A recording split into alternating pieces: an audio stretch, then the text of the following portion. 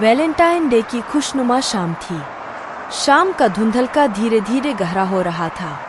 Highway पर एक bike तेज रफ्तार में चली जा रही थी। बाइक पर दो लोग सवार थे, एक लड़का और एक लड़की। उम्र यही कोई 20 से 22 साल। दोनों एक दूसरे के पुराने दोस्त थे। अक्सर मिलना होता था, बातचीत होती थी, और यह मिलना जुलना कब प्यार में बदल गया उन्हें पता ही नहीं चला। लेकिन शुरुआत लड़के ने ही की।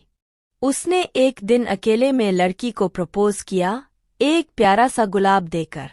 लड़के की बात सुनकर लड़की चौंकी तो जरूर, पर हैरान नहीं हुई, क्योंकि कुछ दिनों से उसे भी कुछ होने लगा था। जब भी वह लड़के से मिलती थी उसे अच्छा लगता था। वह उसके साथ अधिक से अधिक समय बिताना चाहती थी, उससे बात करना चाहती थी, लेकिन वह इन भावनाओं को कोई नाम नहीं दे पा रही थी। इसलिए जब लड़के ने प्रपोज किया तो लड़की मन ही मन बहुत खुश हुई। उसने इनकार तो नहीं किया, लेकिन इकरार भी नहीं किया, बस इशारों में सहमति दे दी। लेकिन लड़का इससे संतुष्ट नहीं हुआ।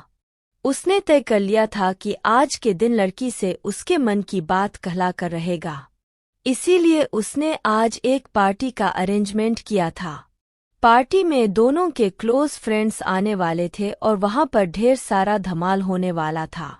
पार्टी में होने वाले रोमांच को सोचकर दोनों लोग बहुत एक्साइटेड थे। तभी लड़के को न जाने क्या सूझा कि उसने अपना हेलमेट उतार कर लड़की को पकड़ा दिया और बाइक की स्पीड तेज कर दी। 70, 80, 90 पर कांटा पहुंचने पर लड़की को डर लगने लगा। उसे हेलमेट को पकड़ने में दिक्कत हो रही थी, इसलिए उसने हेलमेट को पहन लिया और जोर से बोली, मैं कहती हूँ स्पीड कम करो। नहीं, पहले आई लव यू बोलो। लड़के ने अपनी डिमांड सामने रखी। अच्छा बाबा, आई लव यू। अब स्पीड कम करो। नहीं, इससे काम नहीं चलेगा, गिव मी अ हग। कहते हुए लड़के ने मुड़कर पीछे बैठी लड़की की ओर देखा, लेकिन लड़की की नजरें आगे की आयर थीं।